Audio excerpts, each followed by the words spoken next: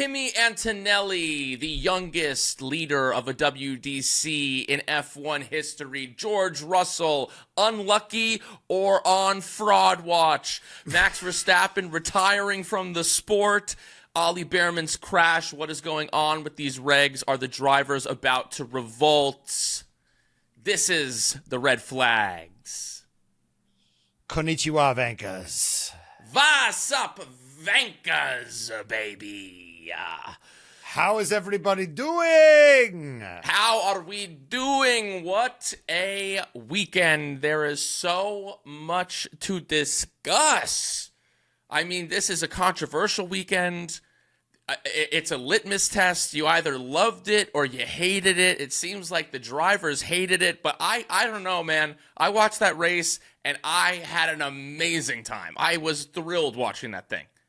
I had an amazing time. This weekend was a roller coaster. I think we both collectively went from fuck Max to baby come back. You know, like no. Any type of no, my Shayla. So I think this is a term, you know, and we were loving the regs. People are hating the regs, and then we saw that there's actually a safety issue to the regs, and then it made us realize that we're each in our tents, and we actually got to listen to each other. And I think both sides, many fine people on both sides, and we have to maybe. I think both sides have good points, and we have to stop siloing each other and maybe listen. And I think we could get to a happy harmony, because there are elements to these. I still stand by this. I think there are elements to these regs that are objectively good, right? I think these cars can follow each other. I think you know, clean air is no longer just king of the world.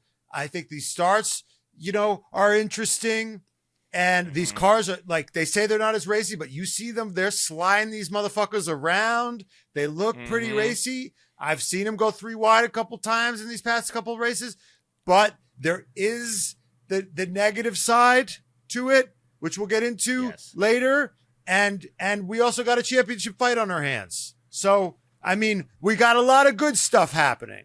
Got a lot of good stuff happening. There's a lot of good stuff to talk about. I mean, this was a wild weekend. We had a podium with 3 different drivers from 3 different teams. That's kind of what you want to see. You love to see it. McLaren's made a jump. But before we get into all the things in this episode, make sure that you are subscribed right here, wherever you're watching. If you're listening on Spotify, if you're watching on YouTube, make sure you're subscribed. Also, if you want to become a Patreon member, you can go to patreon.com/TRFpod. Become our benefactor today. You can also buy each episode bespoke for the Max Verstappen special, $3.33. And also,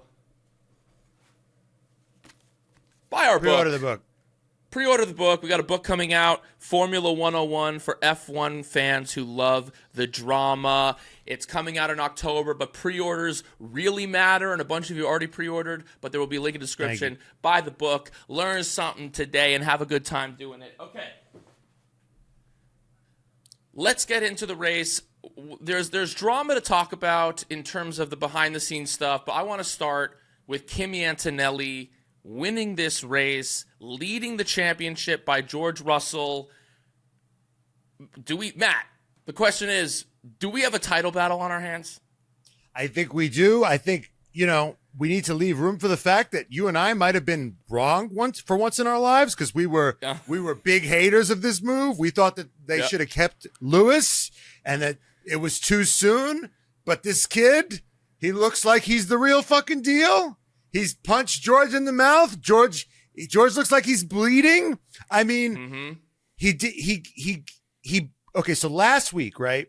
Or the last race in China, he got lucky with the pole. So I was like, let him beat George legit on pole. And then he legit won the race, right? So it was like, he got lucky on Saturday, legit on Sunday, right? Yeah. Saturday, legit. Just straight up beat Mr. Saturday. Yeah. In qualifying. So I was like, okay. Then on Sunday, you could argue he got a little bit unlucky with the start, because a lot of people many people are saying, including Max Verstappen's like, I'm awesome. The start has nothing to do with me. right? Max literally says something like Yeah. that. Like, we all know that I'm the greatest. So Right.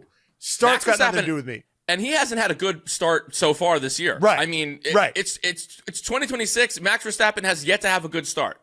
Right. So you could put some of that Right. onto bad luck. I mean, George had a relatively better start, so I don't know what to do with that. But you could argue some bad luck with the start. But Right. I at first I thought, you know what, Kimi got lucky on Sunday. But a lot of the experts, they dig into the data and they say, you know what, one of the reasons George pitted early is because Kimi was catching him, and he was worried. He was really worried that there was going to be an issue. So he pitted early to cover off Kimi in a way. Right. So Right. it was Kimi's pace that Yeah. really made his luck in a way. So in a sense, if there was no safety car, he might have caught him. There might have been something interesting in the. So I think Kimi kind of made his luck on Sunday, and he looked, aside from the start, he looked pretty strong. In the early days, though, I will say George looked better. He got through Norris. He had the terrible start. George got through Norris way quicker. He got through Leclerc really quick. I mean, the most painful part of that first stint for me, Brian, I don't know about for you, but we're talking about it on the stream. I mean, how long did it take for Kimi to get by fucking Norris? Looked like peak Alonso. Double wide. Right. I was like, Kimi, come on. We got to get a move on here. This is Lando Norris we're talking about. It's one of the greatest to ever do it. But no, I think, the point stands. Ultimately, we did see what Kimi could do with that clear air. He wound up building like a 13-second gap by the end of the race. But, at the end of the day, I think that there is some nuance there. It's not just that Kimi got lucky, but Kimi did get lucky because I don't know if Kimi got lucky or George just got fucking completely unlucky. For George to pit one lap before the safety car was absolutely brutal. I mean, absolutely brutal. To have the great start that he had in a Mercedes that has had trouble off the line, for him to have that great start, get the jump on Kimi, crawl his way through the field, and then for him to do that pit the next lap for it to be a safety car is about as unlucky as I died laughing. Could get. And then we had the brilliant radio. What did he say? What was his radio after that? He just unbelievable. That was brilliant. But we'll get to the McLaren stuff and a little bit of that, but I want to talk a little bit about kind of what this does to the championship fight here. Because, at the start of the season, there was this foregone conclusion, right? There was this, like, everyone was, Mercedes is the fastest car and George is the guy, right? George is going to be the guy who's going to win this thing. It's King George. He's doing walk and talks with the Sky broadcast, and there's all this talk. Kimi's a child. Kimi's not, there's no pressure. There's no pressure. Now he's won 2 races in a row. And now we have a 5-week break. Now, you could argue a little bit on both sides of this. You could say that if Kimi's feeling it right now, he wants to build on that momentum. You could also argue that George wants to, like, right the wrong right now. But the narrative will shift because there's so much attention on this kid. There's so much attention on Kimi Antonelli. First off, I mean, we're going to hear until our ears are bleeding how young he is. I don't really care about that necessarily. I don't care about the records of him being like that young. I care about if he's ready to actually step up to the plate and finish this thing, which so far it seems like he's heading in that direction. The question is, does he go on a little Piastri run here? Because at the beginning of last season, it was Lando Norris going to win this championship. And then he starts off the season well, as did George. And then Piastri comes in, punches him in the mouth. And from that, really that third race on, it was Piastri land that Lando was just living in. So can Kimi make a run and put that pressure on George? Because where in the beginning of the season, this was George's championship to lose, right now, it's looking like maybe this is going to be much more of a fight. And what will that do mentally to one George Russell? I think it's going to do a lot. I think it's going to be a blow. I also think, I don't think Norris was as clear a favorite as George was going into the season. Right. I think everyone thought McLaren's are the favorite. Probably 70-30, 65-35 Norris. Right. But I think if Piastri won, nobody would be stunned. I think if Antonelli steals this, people are going to be stunned. I don't think people were stunned when Piastri took this over. Because we had seen the year before Piastri had already shown those signs of being able to beat Norris on race trim. Whereas we hadn't really seen that from Antonelli, and now we've seen it twice. Now, granted, both of these victories there's been luck on his side. Yes. But being lucky, sometimes lucky is better than good. And if that luck can build a narrative and you can start to feel confident and your opponent can start to feel on their heels, then who knows what that does? Because we've seen how George can crack if the pressure's on. We thought that maybe he was past that, and we haven't really seen him crack. I think he's just had kind of shit luck. I mean, he had the stalling out, in China, and then his setup was all wonky. He was not feeling at one with the car in Japan. So maybe we haven't seen George really necessarily make a fuck up yet. But if the pressure builds, will that happen? I don't know, dude.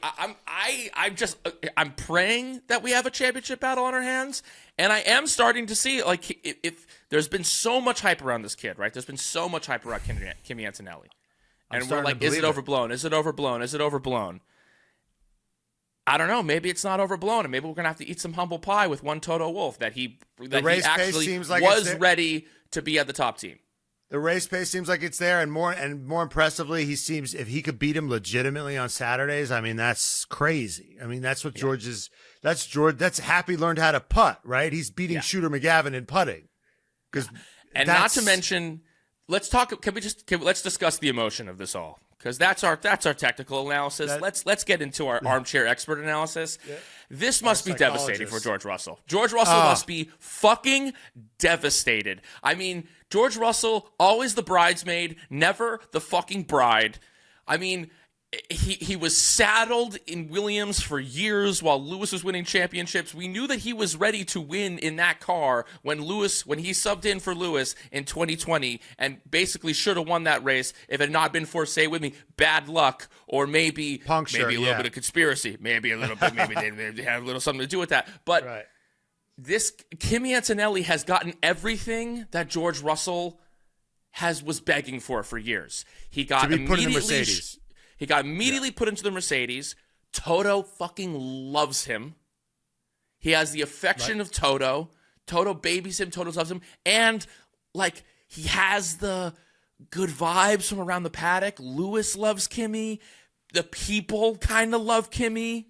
I think more importantly, when George finally did get to Mercedes, it was Lewis's team.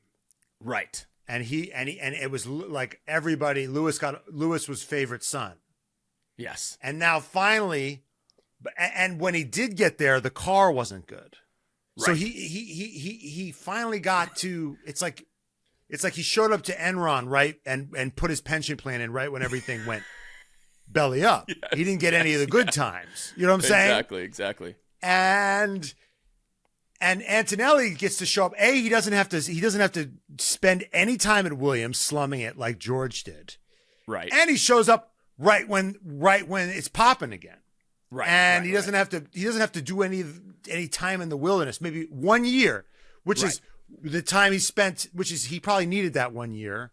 Right. It's good that he had the year when they weren't good. So because he probably wouldn't have been able to compete, rhythm, to get used to just being in Formula One. You know what I mean? And and that car wasn't expected to win championships. Now he's in his second year and he's in a rocket ship. Yeah. Right. So it actually is working out kind of perfectly for him. The timing is all perfect. Yes. And George is looking is he like the this is going to be a crazy pull, but is he sort of like the Leighton Hewitt or the Andy Roddick of his generation, where it's like he's just the best guy between the two monster generations, right? Yeah. Because we talked about in tennis, right? The guys that are our age, that are 34, 35, they don't win shit because the guys that are older than them, the Gen Xers, they won everything. The older millennials, they won everything. And then the Gen Z guys came up and then they won everything, and everybody in between just kind of gets Yeah. fucked. And more importantly, if you were born in the 90s as a male tennis player, I think there's there's like under 5 like championships that you like of the majors. They've won like under 5. And then the 80s and the 2000s have won like 8 million, because that's Roger and Nadal and Djokovic, and now it's Alcaraz and Sinner. So if you were born in the 90s, if you're a fucking millennial like us, like you're shit out of luck. Yeah, and that's George Russell. It's also a little bit Charles Leclerc. It's also a little bit Charles Leclerc. Right, and you have to have adamantine mental toughness to not go into the woe is me, I have such bad luck, poor me, victim mentality. And there's got to be that's got to be creeping in a little bit. Like, just when I get the car, just when everything's set up, this guy comes online that everybody fucking loves, that Toto staked his reputation on. Right? Yes. So Toto is really personally invested in Kimi's success. So yeah, he must be feeling like shit. Like it's just nothing but green lights for this kid. Why didn't if only I'd gotten in a little bit earlier, I could have had a championship already. Yeah. He also very crucially, I think he's got a 1-1 with conditions. Like I don't think I think his second year is not guaranteed. I think he's got to put the hurting on Kimi. So even if this is close, like he's racing for his financial future as much as his racing legacy, I think. Right. Yeah. Because Toto on purpose did not lock this down. He wants to see how this plays out before he writes George a big check that 3 years, whatever. Right. Well, he the thing that would be standing in that way, obviously, if he has this 1-1 deal, the person looming and waiting in the wings is potentially one Max Verstappen.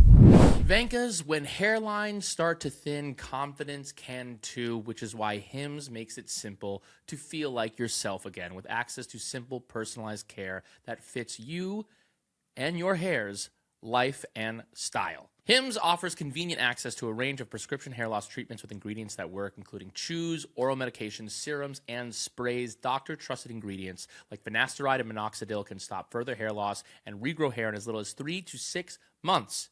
That's the amount of time in between, like, the next 2 F1 races. From now until Montreal, you could have your hairline get back to the way it was. You shouldn't have to go out of your way to feel like yourself. Hims brings expert care straight to you with 100% online access to personalized treatment plans that put your goals first. No hidden fees, no surprise costs, just real personalized care on your schedule. Think of Hims as your digital front door that gets you back to your old self with simple 100% online access to trusted treatments for real health concerns, all in one place. So, for simple online access to personal care and affordable care for hair loss, ED, weight loss, and more, go to hims.com/redflags. That's hims.com/redflags for your free online visit. hims.com/redflags.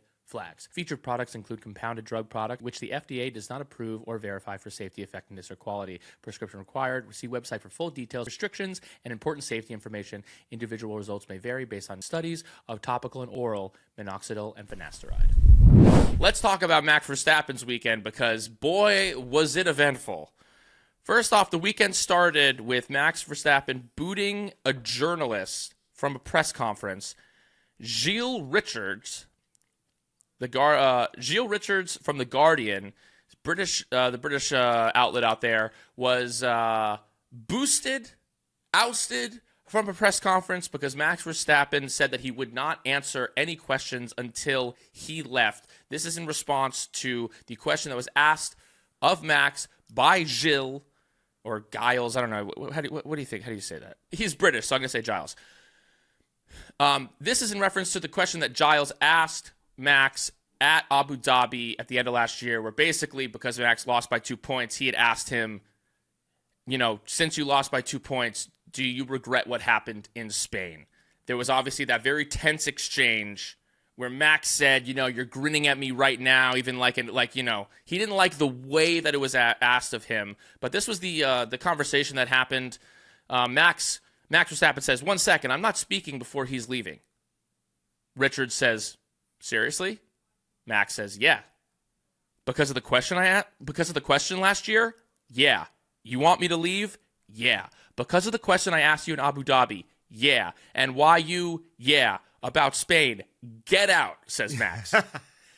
You're really that upset about it? Get out. Yeah, get out. So he then left the press conference, wrote an article in The Guardian about it, where he claims that he did when, I've never been asked this. And when I asked that question of Max, I wasn't, he's accusing me of really trying to get it in on him, and that I was smiling because I was really enjoying shitting on Max. He said maybe I smiled out of a nervous smile out of Max being upset with me. But what he claims is that he didn't try to do it. Max then later said that, the way that he asked that question, that the smile that he had on his face, that he didn't give him the respect with that question, that it was pointed and wanted to fuck with him. And that's because he didn't give him respect in Abu Dhabi. He's held on to that for all these months. And so he's not going to show him respect now. I mean, we're going to get to the later stuff about him retiring maybe in a second. But what are your thoughts on this whole situation? Okay. So I'm trying to we're going to talk about the regs. So I want to take a more global view. So in isolation, what Max did is shameful and disgusting, right? Yeah. Just cracking down on the press like full fascist dictator. It's crazy. But viewing how later, him opening up later about how sad he is and sort of depressed and hopeless. Sure. And then also kind of taking a more global view of his relationship with the press in general and his relationship in the sport in general. The question was a valid question. He was valid for asking the question. Yes. Max is valid for being upset about it. Those two things were true. His reaction, I think he overreacted 100%. Yeah. But you also have to take a global view that Max has had such a horrible, it's not Max's fault that he races the way he does. Well, it is Max's fault the way he races the way he does, right? In a sense, he races the way he does. And then the British press is hysterical, right? Yeah. They are hysterical. Right. And, Ted Kravitz says that it's also not his fault that Michael Massey did what he did, right? Sure. Right. Right. It's not his fault. He just raced as hard as he fucking could, which is his job. He's kind of you could argue, just doing his job, racing as hard and as fast as he possibly could. You could make that argument. And the British press, objectively, as an American, they freak the fuck out and they really lay into him. And I would argue they don't treat him neutrally. Ted Kravitz is saying that Lewis calling it his eighth. He's supposed to be a journalist. These guys are supposed to be fucking journalists and they're kind of not. You and I can have fucking opinions. But Ted Kravitz should show a little bit more restraint, I think. Sure, but this is not. But this, this guy isn't Ted Kravitz. But I'm not wildly familiar with Giles Richards' work. But there is a little bit well, fuck all. I don't like how Ted. Obviously, what Ted said has been insane, and they have also, treated Max and thrown him, taken every opportunity to be he's a fucking piece of shit. He's a problem. He's an issue. He's an issue. Lewis actually has 8. They have gotten in their feelings about all the Lewis and the 2021 and the Max Verstappen of it all, of course. But there's also a level where that question about Spain in Abu Dhabi was a legitimate question. And that is a real question. That is a completely legitimate question. Now, he might take issue with how he asked it. I wasn't there. I didn't feel the tonality and the tension of what was in the room and what was the subtext of what was being communicated. But I also take, a little bit of room for Max doesn't want to be asked about that kind of thing, and he feels guilty, and he does have shame around what he did in Spain last year, and that being reflected back to him was uncomfortable, and he didn't like it, and he really 100%. Didn't like that someone asked him that question because he doesn't like that he did that, and that might be a part of his legacy, that if he had not let his emotions not get carried. What am I trying to say? If he had not let his emotions carry him away and he had not rammed into George Russell, then he'd have 5 championships right now. And he can say, you discount the rest of the season, you discount the whatever. I don't think you're necessarily doing that by asking about Spain. At the end of the day, these guys are held to a really high standard because they're the peak athletes in the world, and they get paid hundreds of millions of dollars, and they're globally famous, and Max can do whatever he wants in the world. He can retire from Formula One and go race GT and go do whatever he wants, and people will care because of the profile that he has. And part of that profile that he has is that he's the greatest in the world. So when you are the greatest in the world and you get all the accolades of being the greatest in the world, which I'll say that as much as the British press has slighted Max at other times, there's a lot of Max Verstappen glazing the British press does. I've seen a ton of Brits who really lay it on thick because Max Verstappen has become undeniable in many ways, and they cannot deny that. But when you are at that level, it also comes with the scrutiny. And so it's a legitimate question to ask him when you lost the championship by 2 points, to ask him about that moment. It's a legitimate question. He was, honestly, this whole situation, I was like, is Max Verstappen the Chappell Roan of the Formula One world?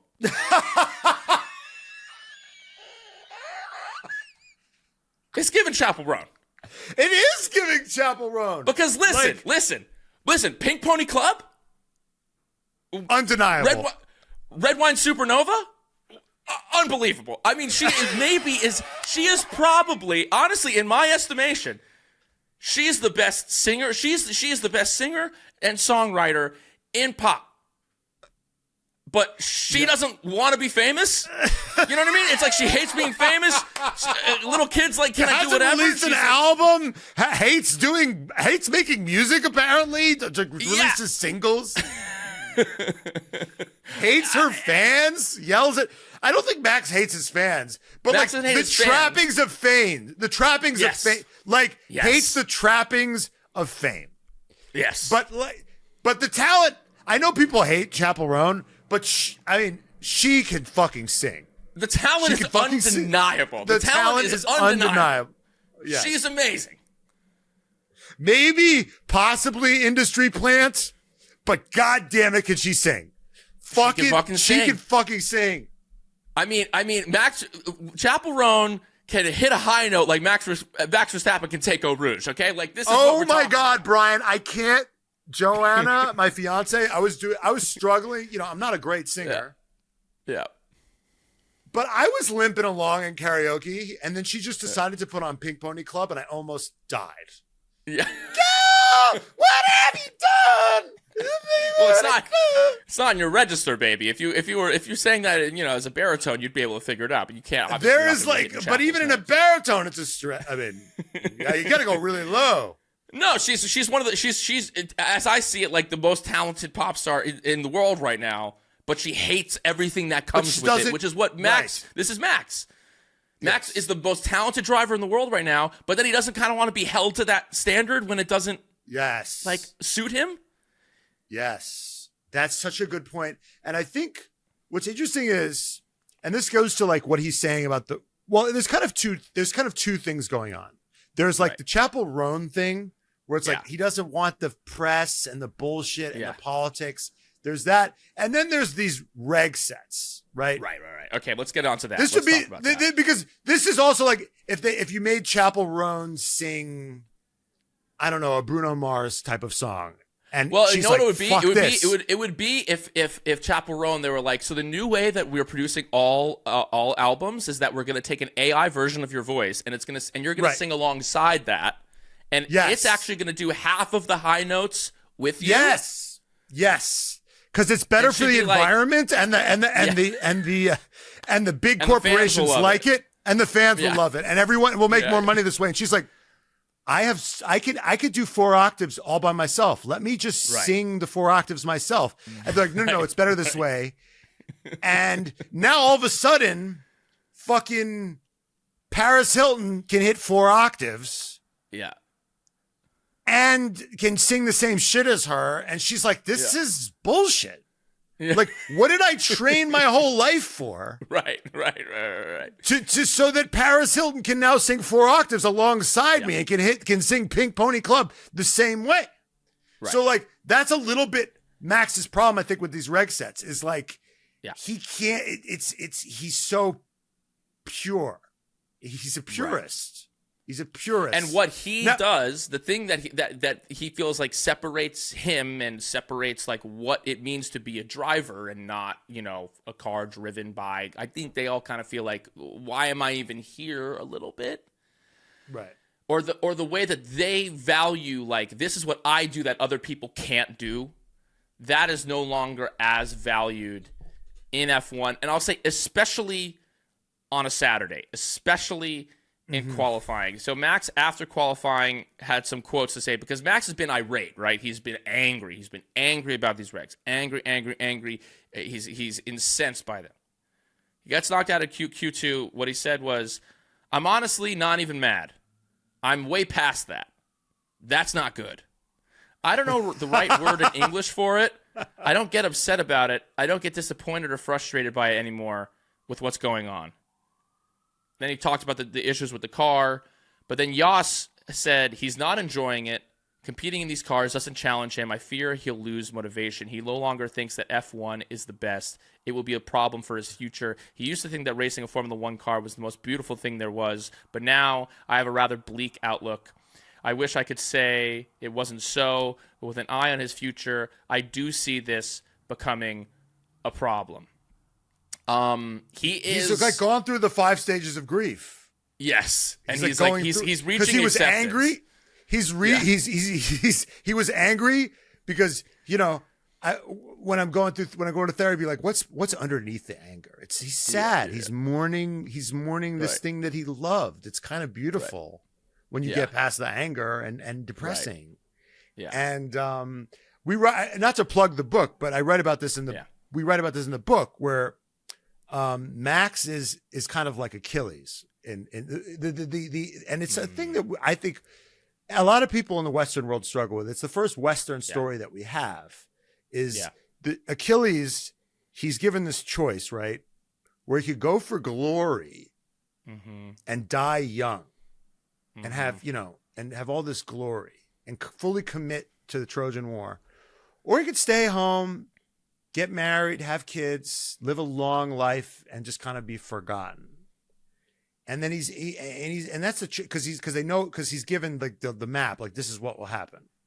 Yeah. And he decides to go for the glory, and then Agamemnon, he kidnaps this woman, he abducts this woman, Briseis. Yeah. And then Agamemnon takes her from him. Yeah. And he's like, wait, I'm doing this whole thing to be respected. Because for me, it's all about respect. It's all about, so if you're going to disrespect me, then I'll just go home. Because it's all about and he almost, and then it's like he's having this Hamlet moment where it's like, right. And Max is a little bit like that. Like he's going for the glory, but if it can't be his way, the way he sees it, then it's like, I might as well just go be happy. Right. Like, why am I knocking my kishkas out? Because he's all the way in or he's all the way out. Like, if he's going to get the glory, it's got to be his way. Otherwise, he'd much rather be fat and happy. I really see it that way. Yeah. It's a really fascinating thing to watch him struggle with in real time. Because I'm not gonna. I've said it on the pod. His criticisms were starting to grain on me. They were starting to grain on me. It felt a little bit, and Gunter kind of has this POV that like. It's, if he was in a better car, he wouldn't be complaining as much, which I do leave I think room is for. True. I leave room for that. Like, if he was fighting at the top and fighting for podiums, I think he'd have maybe a little bit of a different feel here. But Max was saying years ago that he didn't think he was going to enjoy these regs. That he looked at the data, he was like, I don't think this is what it is. This is antithetical to what I want to do and who I am. And now that he's like threatening to leave, and it feels maybe more legitimate than it has in the past, because Max has talked often over the years, like, I don't have to do this forever. I think the rat race of it all does, like, wear on him. And I think he saw what dedication can do to you interpersonally growing up. Mm-hmm. What that intense dedication to, like, being at the top of something can do. It killed the marriage. I mean, he's like, probably destroyed the marriage. Yas's need, desire for Max to be where he is now, and I think he doesn't want that for himself. He said that. Yeah. Wow. He said it like very casually. He's like probably killed the marriage, but wow, is what it is. Right. He knows that's the Achillean thing, right? It's like happiness or greatness. Yeah. Like that. Yeah. He sees it that way. And I think he feels like he already achieved greatness. He said that he no longer has as much of the chip on his shoulder. Right. Right. But I don't know with these regs, and we could talk a little bit about that because there's been other drivers who've, Lando's not loving these regs, and Leclerc, who really doesn't pipe up complain that often. Yeah. When Max is always talking. Max always has a critique of what's going on in Formula One with sprint races, the schedules. Leclerc's got his hands full with Ferrari. He's like, he can't think. And also he's had enough tragedy in his life. There was this great thing there's this great clip in Drive to Survive one time where Carlos Sainz is like, people don't understand that Formula One is actually quite hard. You have to fly here, you have to fly there, and Carlos Sainz was like, and Charles Leclerc was like, bro, it's not hard. We have such easy lives. Like, shut up. Yeah. Like, we're so blessed to be here. Like, right. So I think he has a bit of gratitude. Totally. And ultimately when he has push comes to shove, he maybe says something different, but in quali, this is what he said. He said, I honestly can't stand these rules in qualifying. I can't understand quali.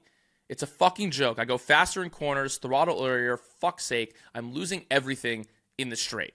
So he was in the car just expressing the frustration of these regs. Now, but then Chappell Roan in quali, by the way. Chappell Roan in quali. He's Chappell Roan in quali. He's Chappell, exactly. He's Adele in quali. Then after the race, he said, like, I still hold that in race trim, it's fun to battle. I enjoy the driving of these cars on a Sunday, but they need to figure out Saturday. And I think that is a little bit maybe the situation that's happening here, that there is kind of like a pretty clear consensus. Saturday sucks. Qualifying sucks with these regs. Because, with the super clipping, you have to slow down the straights. It kind of feels even more so antithetical to what, like, going flat out means on a Saturday. But it's not just a foregone conclusion that everyone's like, and the racing sucks on Sunday. There's enough positivity about what's happening on this Sunday for me to not want to just completely jump on the fuck these regs bandwagon. But I think we need to take a more nuanced view, because I think there are people that just say there are people that say these regs are awesome, right? Keep them. That's what we were doing 3 weeks ago. And then there are people that are saying, which we were doing, I will say, because everyone, the outrage about the regs, I do find to be annoying. I do find the outrage about, like, I just can't even watch it. I can't even watch it. I think what's really annoying, pissed me off. What's annoying is, they're super clipping through this one corner. Therefore, I won't on Saturday. Therefore, I can't watch this anymore. It's like, so you're going to throw out this entire reg set because in the first 3 races, they're super clipping. They're not taking certain corners flat on Saturday. That is such a narrow view. You need to, if you take a whole and you're also not remembering. Okay, so let's just back up. Okay. Yeah. Last year in the old regs, Saturday was thrilling. Max had an amazing quali lap, right? Yeah. And but I'm pretty sure he just ran away right, on Sunday. Oh, in Japan. So he's in Japan. Yeah. And it was Sunday was interesting because Max did something special on Saturday, but on Sunday he just ran away because he had the clear air and these cars couldn't follow each other. Right. They could not fucking follow each other. They could not stay with each other. So it's like it was a procession last year in Japan. It was a procession because Japan, while a very fun track for the drivers, right? It's not fun for the fans unless it fucking rains. Okay? Right. So, because Japan's a beautiful track. It's very challenging. I can't do it in the video game, even on like all the easy stuff. So I get it. It's beautiful. But, right. So I think we need to just take a more nuanced view where there's a way to fix Saturday, right? They just need to bring down the harvesting. You can't harvest as much. So these cars are not as power starved on the straights. There's a way to do it. They could figure this out. So you can and because the cars have less downforce now, they're less sensitive. Mm-hmm. So on Sundays they can follow more. So like, I get that the battery stuff's a little annoying, but there's still like the way these cars are configured, the way they're smaller, the way they're less air dependent. There are good things here, and the battery strategy could work so long as you don't have them like so energy starved. So especially from a safety point of view, because of the Ollie Bearman thing. Right. Well, because then it just works like DRS, which apparently everybody now loves. You guys were complaining about that too. Yeah. Let me look at this. Is just like, so we have some context. Let me give you the top 5 last year in qualifying. Max Verstappen first, Lando Norris, Oscar Piastri, Charles Leclerc, George Russell, and then in the race, Max Verstappen, Lando Norris, Oscar Piastri, Charles Leclerc, George Russell, Kimi Antonelli. So it was a fucking. It was a procession. The top six in qualifying were the top 6 in the race. That's what happened last year in Japan. So yeah. And there's this like, oh well, the fans like it, and it's the yo-yo racing, and it's artificial. But I guess I've seen enough racing where it does feel. It feels like. Maybe some of these gearheads are looking at this and they're like, well, that's not actually real. But like Lewis Hamilton, in theory, really should have finished ahead of Charles Leclerc in that race because he got lucky with the pit stop where Charles didn't. He had fresher tires. He should have had the advantage. They're in the same car. But guess what? Charles outdrove him. And Charles made his way onto that podium. And there are, so I really resist that. Now, I do think that there are things that need to be looked at within these regulations, and they need to figure out a way, especially also what we're seeing from a safety component, that basically these regs can be dangerous. We've been warned about being dangerous, and then in Japan we see the danger of these regs with the crash that happened with Ollie Bearman, which was really quite alarming. Scary. To see a car. Yeah. I mean, we've seen bad crashes. We always watch guys just be like, "I'm fine." Maybe a little bit like, there may be a little bit shaken The last injury we've seen was Daniel Ricciardo. Right. With the wrist. Who got that injury because kind of on purpose a little bit, because he got that injury by holding onto the steering wheel longer for the safety of Oscar Piastri. So he really could have avoided that injury, but he was doing the right thing by being safe and holding onto the steering wheel when he really, wouldn't if he hadn't, he would have been fine. If he had done best practices, he wouldn't have gotten hurt. Exactly. But for Ollie Bearman, it was really alarming, honestly, to see him limping out of that car. It was like, I think we take for granted how safe these cars are. These guys always just walk. They always look fine. They get out. It was really true. It was like jarring. Yeah. Because in football, or in other sports, when a guy goes down, you expect to see them limping. Right. You expect, but it's crazy that in this sport you don't expect to see a guy limping. We've gotten spoiled, and this is kind of. And Stella's talked about this. Stella was mentioned it took maybe this incident to wake people up. Right. And Stella was like, why are we being reactive? There have been people talk. I mean, to be fair, most of the people complaining are like, well, Saturdays suck now. And the starts are unsafe. There was less about this. This was a minority.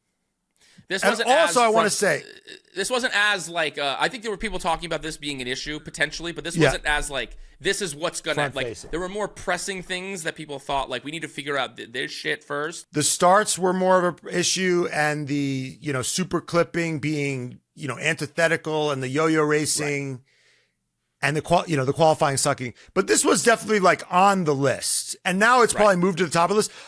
I also want to say that I don't think Colapinto did anything illegal, right? Right. But he did something like, because you have one move, right? You have one move but I think given the speed delta, I think there was probably poor judgment, and I think they're probably gonna have to look into the rules, because the rules are guys trying to pass you. You have one move to the left. If you're harvesting, if you're deciding I'm charging now, you just have to let the guy go by. Because yes. Yeah. He wasn't harvesting. I'll just say I've looked into what actually happened. The battery just fucking ran out. He was just out of power.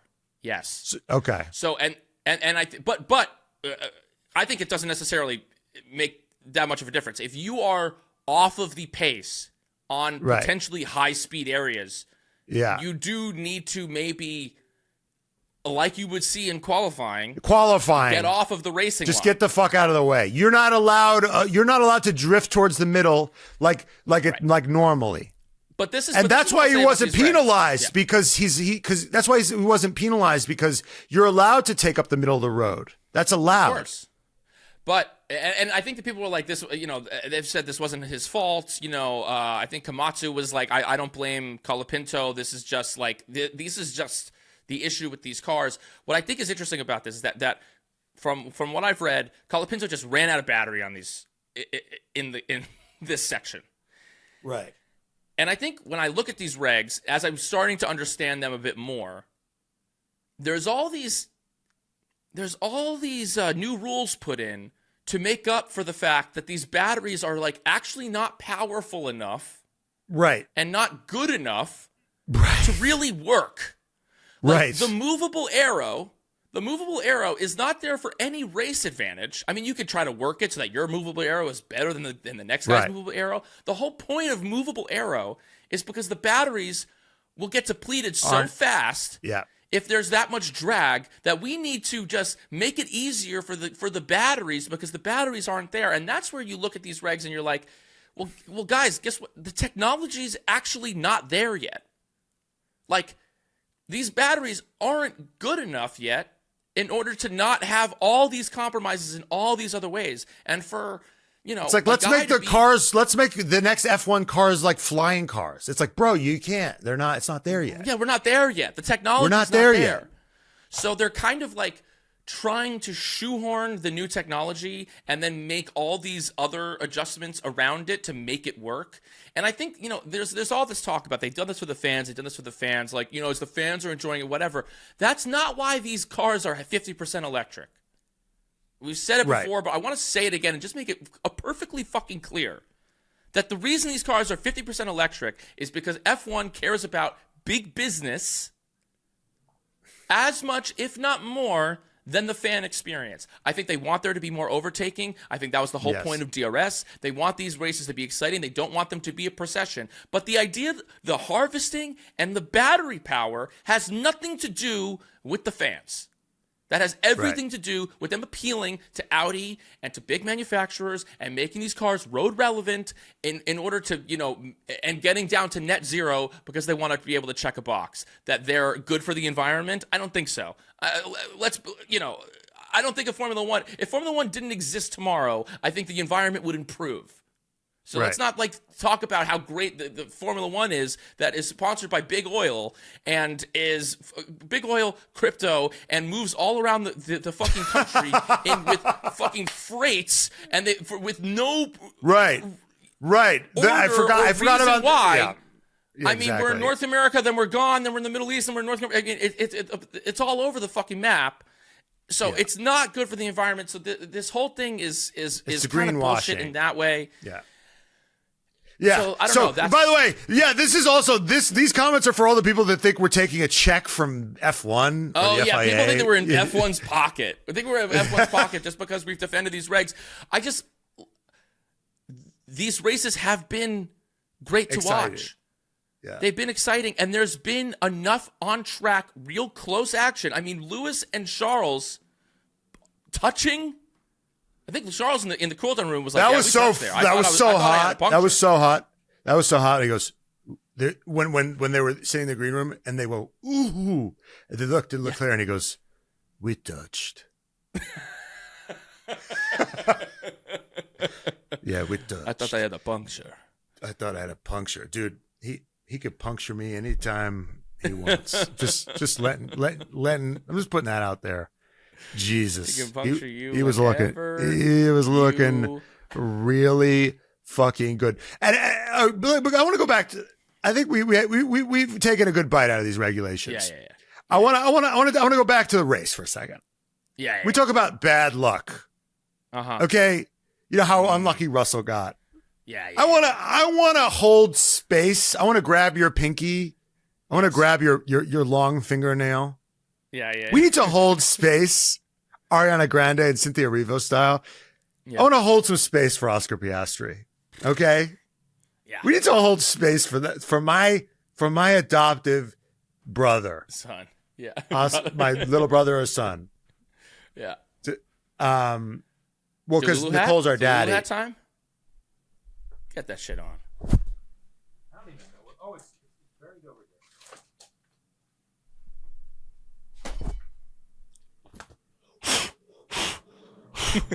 there. Yeah, it's been a minute. Let's go. Okay.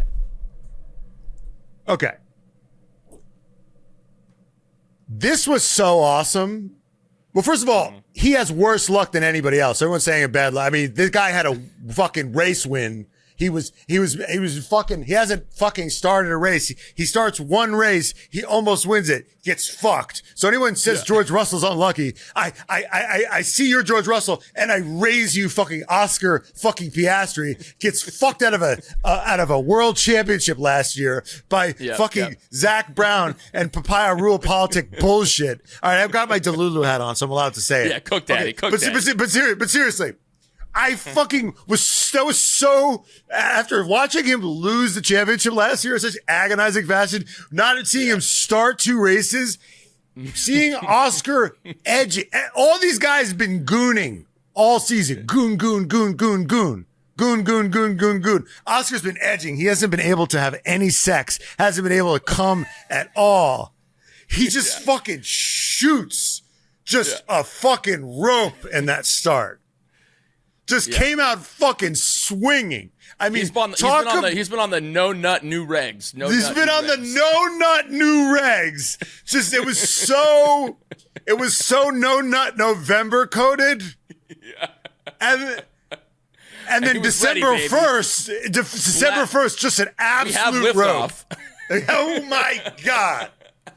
That was so satisfying to watch. And then he's holding off the rocket ship. It was amazing to see because I think these Mercedes, they suck at following. It's like one of these, it's the classic problem they have where they're only built in a vacuum. They're built to get pole and keep pole. Right. And they suck at starting. And if they get overtaken, they really have trouble. They really have trouble overtaking. I think that's like, we saw that last year with McLaren. Like, we've seen that before where, sometimes the design of the best car is like, right. It's not built for following. They're not built for combat. Yeah, that's right. As Sonny Hayes would say, we got to build our car for combat. Good. Everyone wants to be faster in the straights. What if we're faster in the corners? We're built for these McLarens. They're fast in all the right. These Ferraris. They're fast in all the right places. Ferraris and McLarens are built for combat. It is. There is the question of this race: would Oscar Piastri have won? Would Oscar Piastri have won in Japan? Have the safety car not happened? I mean, maybe because they were having real trouble. Yeah. Because I think Antonelli was catching Russell, I think they would have went at it. Right. And Oscar would have just gone, wee. Mm-hmm, He would have sailed off. And I don't think, and that's the other here's the other problem with fucking Suzuka, guys, that you have to remember. Low deck track, only one stop track. He held off the undercut. Oscar, he did the right stop. He covered them off. I don't think he would have suffered the high deg in the clear air. Because there wasn't much Mercedes could have done, because Suzuka, when it doesn't rain, fucking on a Sunday to watch. It's processional. Yeah. So I think Kimi and George would have gone at it. And I think good luck getting those two to work together. Right. And I think, we saw that it was hard enough for Kimi to get past Lando, and Lando wasn't on the pace like Oscar was. Like Oscar had him this weekend. I mean, Lando had a bunch of, his battery was all over the place. Lando was on one bar. Lando was on the low battery, and he's on low battery mode on his phone, and he doesn't, and Oscar's like watching porn in 4K because he's got full battery. That's right. He's like, he's using his hotspot. Oscar's streaming on Dream 11 with us. Oscar's streaming on Dream 11. Pop in, and Lando's or live stream. Lando's got like airplane mode on. He's fucking got the brightness turned down. He's like, I can't take an engine. Deleting all his other windows. Exactly. He's like, bitch, I'm on what? I got him on 5%. No, I think Oscar's like, I haven't used this phone in 3 months. I've just been charging this whole time. I mean, we saw ultimately what Kimi was able to pull out in terms of a lead, but that was in clear air. So I think, like, I give as long as these Mercedes can keep fucking up their starts, we have which is a big if. It's a big if. It's a big if, but also if these McLarens can make that improvement, because Oscar, I think, was only 0.3 off Kimi in qualifying, which is, I think, the closest qualifying gap we've seen to the Mercedes since the start of the season. The Ferraris have been 7-8 off. It's been the two Mercedes boys, and then 0.8 later, you got the Ferraris. And now, if these McLarens have figured out some of the engine issues, I certainly have faith in their ability to get the aero package correct, because this last reg set was aero, and they were able to have, more of their shit figured out than anyone else. A lot of those guys came from Red Bull. A lot of those guys were under Adrian Newey. There's a lot of Adrian Newey DNA over there, and maybe they could steal a couple of those guys to go to Aston Martin. But anyway, if they can figure this out, we've got 5 weeks now. We've got 5 weeks before Miami, and then we got 3 weeks before April. Dude, we're going to have 2 F1 races over the next 2 months. Wow. Because we got 5 weeks, then it's Miami, and then at the end of April is Montreal. So there's going to be a shit ton of time over these next 2 months for these cars to, like, look at what's happened the last 3 races, be like, what's going on? Where do we need to improve? How can we actually get there? And then the reg set's going to change in terms of the testing with the Mercedes engine, in terms of the ratios. Who knows what that's going to do? I think there's a real world where these McLarens start winning races, where the Ferraris start winning races, and this, like, inevitable Mercedes gap shrinks significantly. And I think if Oscar Piastri, if there hadn't been a safety car, or if he had not gotten fucked by the safety car, I give him 60% chance of winning, at least. Brian, are you trying to sell me a 3-way title battle? I don't know about a title battle, but I think that the Ferraris and the McLarens are going to, like, get in people's way, and that will be a very interesting dynamic to see, like, who gets the benefit of that, who's on when the other teams are off in terms of the George and Kimi. It's going to add new variables into it. But I also leave room for a potential, if these McLarens really figure their shit out. We've seen what they can do. But the real question is, will people care if Max can't be involved? Because it seems like people are just pissed. Yeah. My manager, who just got involved, who's now a Max fan, he just texted me, these regs suck. I'm like, race is pretty good. It's like these Max fans, they just want to see him pull, take off, take off. I mean, was that fun? I mean, I like Max, but I much rather see, I much preferred 21 and 25 when he was and 24, fucking, like, and 24 when he had to fight watching for him it. fight. Listen, you want Max to be involved, right? Yeah. Like, it sucks that Max can't get past Pierre Gasly on a Sunday. But Yeah, though, that I will say, huge shout out to Pierre Gasly. I mean, he's driving fucking well. I mean, this. Yeah, we're gonna have a new segment called Mog Watch. Right now, Pierre is obviously mogging Franco Colapinto. In this race, Liam Lawson mogged Arvid Lindblad, though it is not this weekend. Not this weekend. Not the weekend, because Lindblad, knocked Max Verstappen out of qualifying. And I watched a little bit of our buddy over at Lower Lap Time. He was talking about the difference between Max's quali lap and Lindblad's quali lap. And basically, Max is suffering, as he sees it. Max is suffering a little bit of old dog, new trick. That Max is like wanting to take corners the way that Max always likes to take corners. And both these regs and this Red Bull car is not really letting him do what he wants to do. We all know that Max likes a front wing heavy car. He wants an oversteery car. And right now the Red Bull is a little bit understeery. Yes. And so it's just not working with his driving style. And as much as, there's been this assumption, and when we talked to him over the summer break, we were like, Max can kind of drive anyway. What he was kind of, he was looking at their onboards, he was kind of like, oh, he keeps taking this corner. He's kind of beating his head against the wall trying to take certain corners certain ways. Whereas if you drive a little bit more conservatively, which is how Lindblad was driving, a little bit less aggressively, you actually get lap time, which is maybe, I think, why Max doesn't like it, because he wants to drive his aggressive way that has worked for him his entire life and works in every other racing context, but all of a sudden now is not necessarily the fastest way around a lap, which is maybe and then he's looking at himself, he's saying, well, why the fuck am I even doing this? Well, I also want to say, I think because there a lot of hay was made that Hadjar qualified him too, because Lindblad qualified him and Hadjar qualified him. It was like, and including us on the stream, we were like, Max Verstappen, fraud watch. Yeah. I think there's a bit of, he needs to change his driving style. He needs to do this. He needs to do that.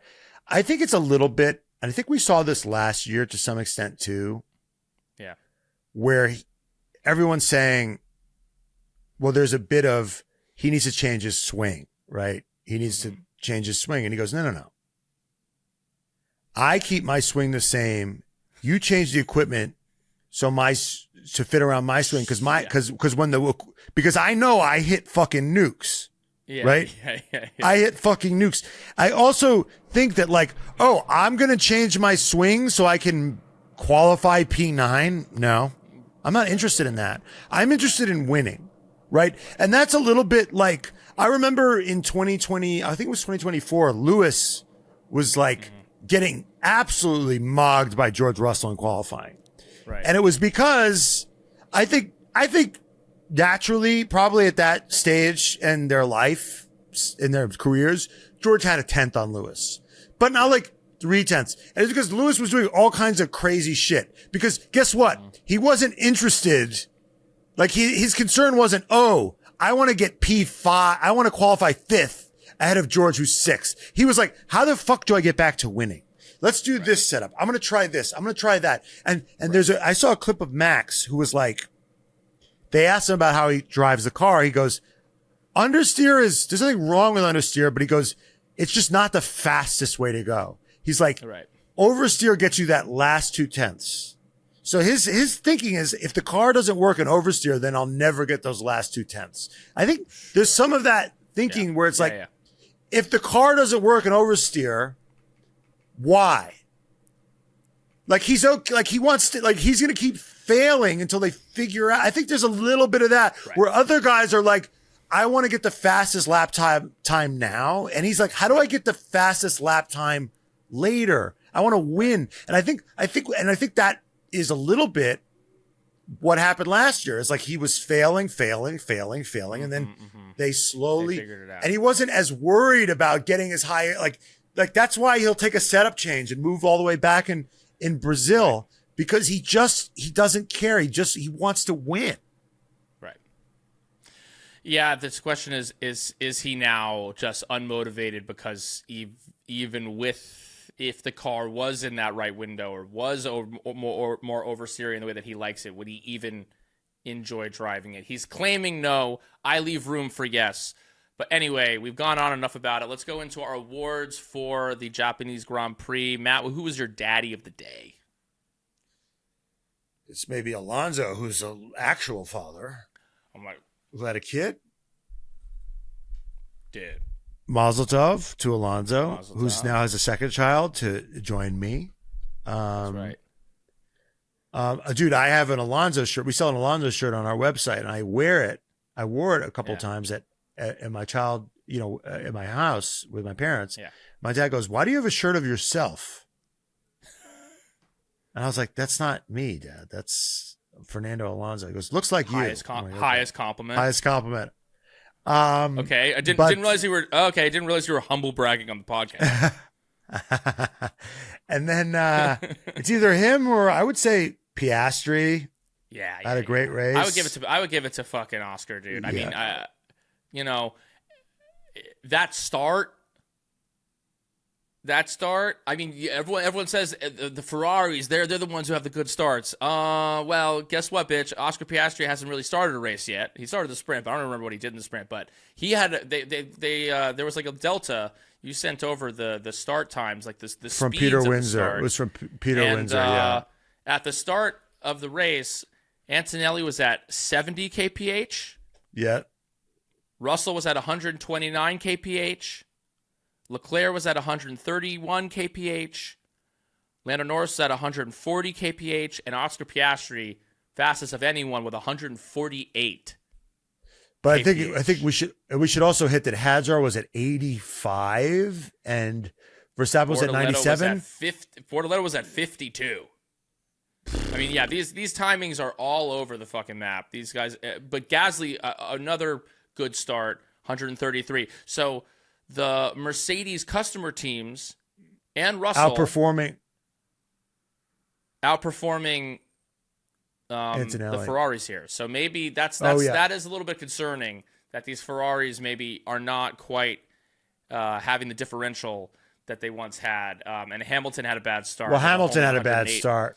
108 kph at the start. But no, I mean that start was pretty legendary from him. The fact that he also put it where he did, getting in third place in qualifying, only being 3/10 over the weekend. We haven't seen Piastri on track all year, really. We use at the sprint. Doesn't really count that. Daddy's back, baby. Oscar Piastri. Well, I want us to give an honorary daddy. I don't know who when I was watching the practice, when I was watching like pre-show and qualifying, people were talking about Oscar was practicing his starts. Like Oscar's starts were looking really good in FP2. I'm like, shut up. You're just saying that because you haven't seen him do anything other than that. Right. There was, I forgot who was commenting. Alex Brundle said that. Alex Brundle said that. Alex Brundle was talking about, look out for Oscar Piastri. And I said this. To you. FP2 starts are looking really good. I was like, Alex, come on, dude. Are you just trying to fill time? Let's be honest. I said this to you on the stream too. I was like, because we're streaming the races now on Dream 11. You can go follow us there. And I was like, oh, Alex Brundle says that Piastri's been having good starts, and Matt goes, yeah, because fucking, I'll believe it when I see it. Well, guess what? We saw that shit. Unbelievable start from him. Hottest moment of the day. Hottest moment of the day. I mean, Leclerc and Hamilton fighting, that was pretty good. Yeah. Not real racing. I'm going to give it to Leclerc and Hamilton. That little moment between them. I mean, it's always a thrill when you get to see teammates battle, because what we have not seen yet this season is the Mercedes boys actually the Mercedes fighting on track. boys battling. There's always been something's always in the way. Yeah. Someone always fucks up a start, and someone else gets in between them, and they have to make it up in the aggregate. No. It was like the McLaren shit last year. And until Montreal, yeah, first time we really saw them battle was in Montreal, and we saw what the fuck happened in Montreal, and that's coming up. That's 2 races away, so I'm really looking forward to that. The closest on-track battle between teammates that we've seen has been the Ferraris, which they continue to deliver. They continue to give us thrilling shit to watch, and watching two. I mean, the Ferrari difference does really hit. Like when you see 2 Ferraris battling each other and maybe crashing, it does. Yeah, it does hit diff. Yeah. Radio of the day. I might have to abstain because they're not showing the radios anymore. Russell going unbelievable, but why the fuck aren't they playing the radios anymore? Yeah. I mean, that's like honestly an honorary red flag, but I mean, you got to go back and listen to them yourself or go on Twitter to find them because I mean, let's see what Jenny put in the chat, but I think there was that quote. This is from qualifying, but when Albon asked, "Where was I slow to Carlos?" His engineer says, "You probably don't want to know, but you can probably guess." Albon says, "Yes, I complained for 3 races in a row that there's something wrong, but I'm sure that it's my driving style." He's such a little bitch. He's such a little bitch. Well, it's probably me. It's probably me. I'm probably a worse driver than Carlos Sainz. I'm like, dude, maybe. Yeah. It's probably me, not that Carlos Sainz is smarter with his battery. I think there's a very good chance Carlos Sainz is smarter with his battery. Like, if I had to guess, because I speculated on this. We speculated this, like, who's going to be good with the nerdy battery shit? Right. Probably Carlos Sainz. Like you got to go slow to go fast. Right. Who's secretly great at it is Charles Leclerc. Yeah. He seems to have the number on everyone. And who seems to be not so great at it? George Russell. Yeah. He gets his pants pulled down every time. Couldn't get past Hamilton for like a long time. I also think their deployment is not as good in race trim. And they just, the other thing that sucks about these regs is it doesn't seem to give the drivers ultimate control. It seems like it's like a lot of AI and it's random and they don't get to control it. Like I thought stupidly that it would be like fucking push to pass, like a button. It's just a button that they press. And then there's and they decide when they harvest, they decide when they deploy, but a lot of it is just like the computer decides. So they don't really have all of the control. And I mean, it was a little bit, that's why George had that problem. It's like, he just kind of, the computer says no. Right. Right. He got caught out on the start. He said that he couldn't harvest anymore. Like he had hit his harvesting limit or something like that. And then later when Leclerc passed him was another battery issue. I mean, George had shit luck in this race. I would like to see if they can add some more control so that the drivers can be, they can drive the fucking car with it. Yeah. Red flag of the day. Red flag of the day. I want to give an honorary. It's not a red flag. I just want to say that I really liked. It's a red flag, but it was a red flag that I enjoyed. Obviously, Ollie's crash was a red flag. It was really troubling to see that. Yeah. But something I enjoyed that came of the crash but I thought it was like crazy, were the Japanese witches' brooms from the 1800s. Yeah. I'm like, this is the pinnacle of motorsport. And we're having a safety car that's 20 minutes while we're using 18th century brooms to clean up the track. There has to be a better way than this. This can't be like can they get the tennis brooms, in the tennis court that are like really wide? I mean, these brooms were charming and lovely and I want one for my home. Yeah. that's completely wall-to-wall carpet, but bullshit. I don't know. I think there's probably some type of thing that we're not seeing, because if you're sweeping up big chunks of shit, if it's like debris and it's like, chunky pieces of carbon fiber, maybe these. I'm sure there's a reason. I don't think they're doing it for aesthetic purposes. I think that there's probably some type of this is actually effective in the use. They just wanted to mog. They don't care. They just wanted to mog. They wanted to mog us. It was alarming to see like wicked for good style brooms. Like they looked like prop brooms from a movie. Those looked crazy. I'm like, this is what we're staking the safety of the sport on, and this is supposed to happen in a timely, safe manner, and we're using antique brooms.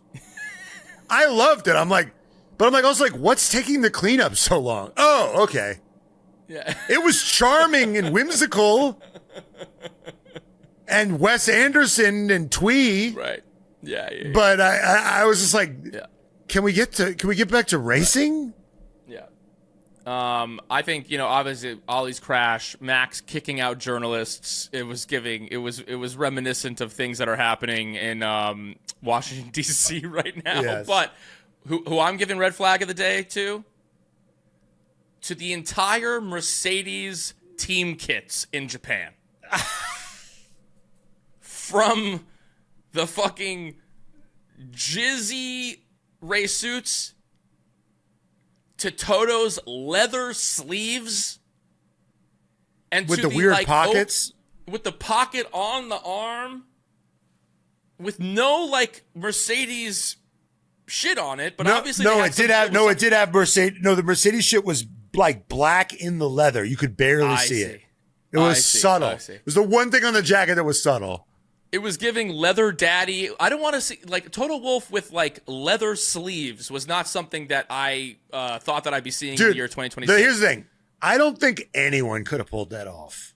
Maybe Jacques Villeneuve, because that dude could pull off a crazy fit.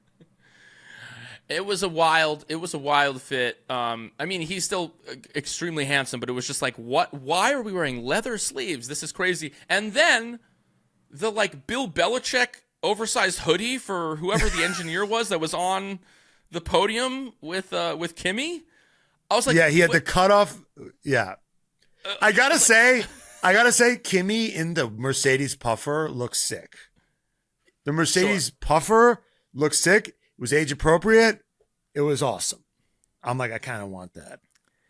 No, they sometimes hit, but it was just the team kit all around was just No. It was someone in the Dream 11 said it was the Bukkake race coverall. Yeah, I mean, I thought that the Ferrari cum hat from a couple years ago was bad, but I don't know, these race suits. Well, here's the thing. At least the Ferrari was going for the cum look. They were kind of trying to make it look like cum, which I respect. No, they were trying to make it look like champagne. Really? Matt, do you think they were trying to make it look like cum? No, they were trying to make it look like Jackson Pollock. I think they were trying to make it look like it had been sprayed with champagne. I believe that was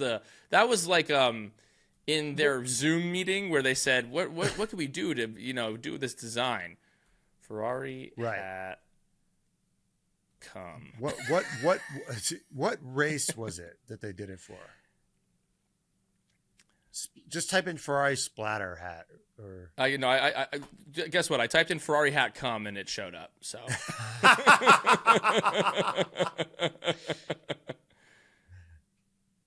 here it is. Oh God. No, that it's supposed to look like champagne. Damn. It's supposed to look like I'm on the podium with the guys. The guys are and finishing. Let me tell you, finishing on me. Let me tell you, a celebration is happening. That's for sure. That's right. You've definitely arrived. Yeah, but this somewhere. was supposed to look like a wolf. It was like wolf themed. It was supposed to look like. Here's the thing: champagne looks more like cum than fur does.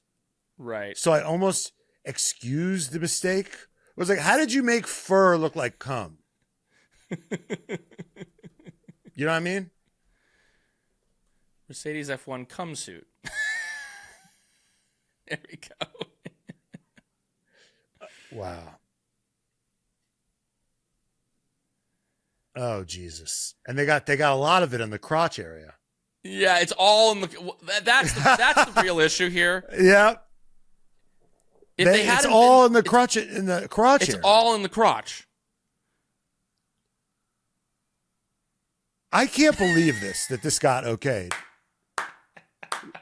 It really upsets me that people get paid like six figures to come up with this shit, and there aren't enough. You know what this says to me? There isn't a millennial or a Gen Z person. Like, you need someone who is like understands the internet to be like, hey guys, like, so everyone's gonna say that this looks like cum. Just want to put that out. Like, we can still do it, but just know that everyone's gonna say that it looks like cum. But here's the thing. Do boomers and Gen X people not know what cum looks like?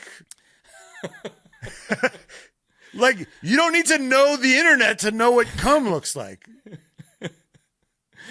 Yeah, but they, it's like they're more.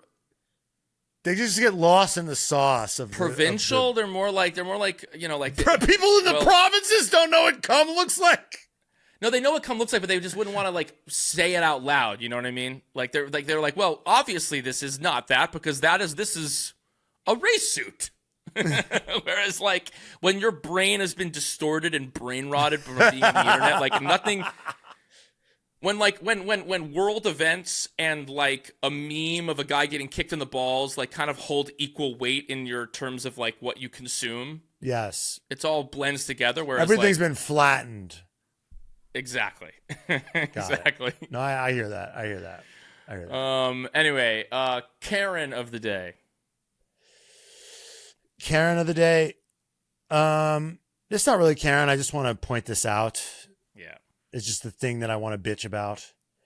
Stefano Domenicali, my friend, you are on notice because MBS. I was pointing. I haven't seen him in a couple races. Suddenly now, Stefano, you're in every green room now. Every cool down, like just dabbing up the boys. Kind of cringe. Stefano Domenicali pulling some big Cash Patel energy. Yes. He's in the locker room a lot. Here's what's interesting is MBS did like the subtle, not subtle thing where he's like, I'm just going to like crowd the shot. I'm going to show up in the shot beforehand. Yeah. Whereas you're right. Stefano Domenicali is doing the Cash Patel thing where I'm showing up in the locker room. But this one was egregious. This one was more. In the other ones, he shows up in the beginning portion. Like, what's up, man? What's up, dog? What's up? Yeah. Hey, hello, fellow kids. Right? That's what he's doing. Yeah. Right? He's showing this is the locker room, dude. Don't come in the fucking locker room. Okay? Now, what was great about this one, which really made my skin crawl, is they do what they usually do is they do the cool down room. Yeah. Right? Which was fine. It was a good vibe. Yep. There was actually a good mix. They had a nice little conversation. They cut away. And it's over. Yeah. It's over. They go back to the interviews. They do the podium. We're done with the cool down room. They cut back. Mm-hmm. We return to the cool down room just to see Stefano. Yeah. They literally, it was almost like, you can't convince me. It wasn't like, oh shit, we got to get fucking Stefano. We got to get Stefano in there. Yeah, fuck. In the control room, they're like, oh fuck, Stefano's in. Guys, Stefano's is in the cool down room. Let's get a camera on there. He's gonna be mad if we don't put him there. He's gonna be mad at him, but he was late. I know. We already showed the. I know. Just fucking do it. That's literally the only reason they went back because they always. I watch these cool down rooms like a hawk. They just show it for 2 minutes. Yep. They're done. They never go back. They only went back to show him. Yep. Stefano. Don't do that. it's more. You're not. Nobody's liking you. Right. You're not getting. It's not. It's like the Mercedes cum suit. It's not coming off. It's not coming off like you think it is. You're thinking you might think you're eating. Baby, there's Crumbs. Everywhere. I'll give Karen. There was a few maybe. Charles Leclerc was like, "We're losing time here, guys. Like, let me buy Lewis, please. Let me buy. Albon yelling about Carlos, and then also, honorary mention to George Russell being like, "So Kimi's going to start where we said we're going to start, right? We can restart where we said, right, guys? And they're like, we don't know. We don't know what he's going to do." He's like, "Fucking goddamn it!" Well, he knew. He knew that he was going to get fucked on that restart. Come on, I thought we were a team here. I also love the moment where Toto's like, "George, it's a complete shame what happened. We'll see what we can do here. I'm totally devastated."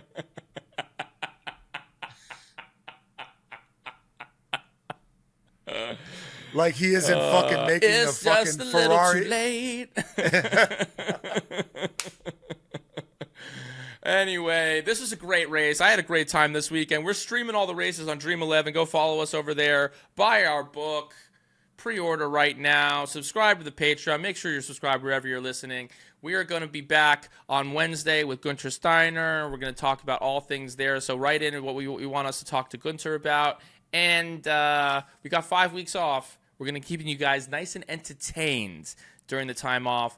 But before we go, we got to thank our daddies of the pod because we'd be nothing without them. We got to thank Kayla, Robin, Jordan Texera, Jay Lingle, Spencer Grieve, Javier, Sheila Valeri, Chandler, Ali Santana, Carla, Harlow, Kimberly, Waylon, Alonso, My Face 69, Donya Dana, Deadbeat Daddy Muhammad, Jimmy, Kimmy, sponsored by Mommy of the Pod, Hollister 584, Delusional Science Fan, Cat, Future Doctor Dion, Steph Grossi, Laura, Emily, Gillenwater, Cody Hulls, My F1 Daddy, Branch W, Keep Up the Signs Hate, Hunter Scruggs, Salmonella Mozzarella, I'm a Leclerc fan, and yes, it hurts, Jay Kess, George Russell's Evil Peter Parker from Spider-Man 3, Matt Edwards is always right, I wish I was Max and Danny's love child, Delaney Andrews, Henry Caskey, Miles Lewis Alexander, Maggie B, Kaylee Breyer, Eva the Y, Devin, a.k.a. the Future Dr. Sullivan's PA, Courtney Fraser, Yuki Sonoda's other mother. Oh, dude, we didn't mention Yuki! Hottest order of the day. Seeing Yuki on cam. Seeing Yuki on the stream. Back. Oh yeah, that was the other thing. Like we also forgot to speculate. Like, well, if Max retires mid-season, Yuki Tsunoda. That's the biggest news there is, honestly. Yuki Tsunoda return. And they win a championship. That's right. Next daddy. Jenny is the reason I am a daddy. Megan, Aaron, Pineapple with a Y. Matt has a secret order for Carlos Sainz. Unfortunately, it's Gary. Carolina. My name is AJ and fuck the HOA. K-Mac and fuck smash my door any day. The official F1 race program and executive editor, Sarah. I got tickled by the Tifosi. Hey, Jet. Good luck out there. Allison Sane. Zhuzh. F1 Dude Company. Trent Slickman. Code Brown Sonoda. Jerome Ferreira. Calapito is a fraud. Aaron. Shawhead. Jeans Rockstar. Chohan. Cata lick my balls. Stay fierce, Charles Leclerc. Truth, bring 'em, Mama Burns. Arthur Leclerc is hotter. Car lost science. OP Goblin, right? Meow. James, DNCTT, Fiddy, Daddy, Kev Not Magnuson, Doc, Mr. Ed, Bavi, Lando Norris's unofficial girlfriend. White-O has Hawk 2 on this name. Winkin. Lizzie Y, Jafar from afar. Stroll paid the troll toll to get in the boys' hold. Andrew Prisco, Rojo, the Bambino, the great Paul Bino. And Julia Torba Lover. If you want to become a daddy of the pod, go to patreon.com/TRFpod. And got a shout out to our honorary daddy of the pod, who's probably having a great week this week. One Nicole Piastri. Let's go, Oscar Piastri. He's going to win races this year. It's going to be a good year for the boy. You know, he had bad luck at the beginning of the year, so he's going to have good luck at the end. Join us on Patreon. We love you, Vankas. We will see you on Wednesday with Vanka Hours. Goodbye. Goodbye, Vankas. Damn, I'm a boss. I'm a red flag heavy hitter.